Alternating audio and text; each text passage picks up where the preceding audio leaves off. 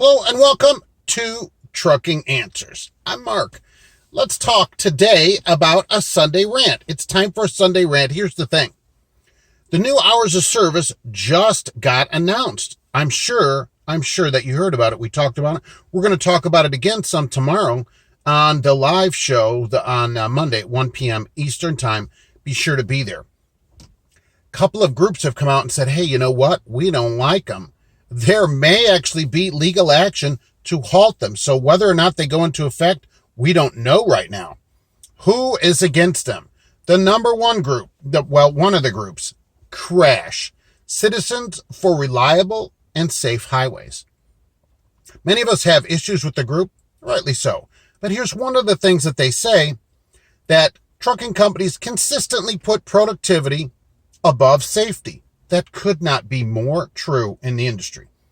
You call your company to tell them, oh, I'm too tired to do this, even if you have hours. What do they say? Oh, no problem. We'll get somebody else to do it and we'll still pay you. No. Remember the video of the wonderful driver who couldn't continue, is too tired, and his company's response to that was? Yeah, it wasn't great, was it? So they're right about that. And what they say about the new hours of service is, hey, these hours of service are going to increase drivers' time that they can work. That's not safe. So, all right, I can go along with that. And here's the other group, the Teamsters. Yes, the Teamsters said, look, again, same kind of problem. This is going to increase drivers' work time, and so that is a problem. You know who should be against these hours? OIDA and all the owners. Because when you increase the amount of time people can work, you reduce the rates. When you increase the amount of time people can work, you reduce the need for company drivers, so company drivers' pay goes down. Okay, you should not want to work more hours. Many owner groups and that pushed for an extra 3-hour break, and now your split sleeper, both sections of it, okay, 7382, doesn't matter which section, neither section counts against your 14 hours in the new rules, which have not gone into effect yet. And in fact, they haven't even been published in the Federal Register as of Friday, May 22nd. So it's 120 days from publication. They haven't been published, so they will not become law at least until the 26th, because they won't be published until at least Tuesday, presumably. I doubt they publish on weekends or holidays. So these groups may file to either stop them or have more studies done or whatever. I don't know. I'm not a lawyer. Okay, I'm not a lawyer, so I don't know what they will do about it. But it's possible to challenge those kind of rules and stuff.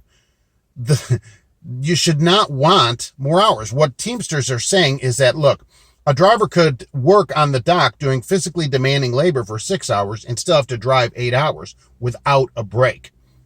Now, I don't know, but I would think a union would have in their contract, after so many hours of work, you get a break. If they don't, okay, people should stop paying their dues to that union.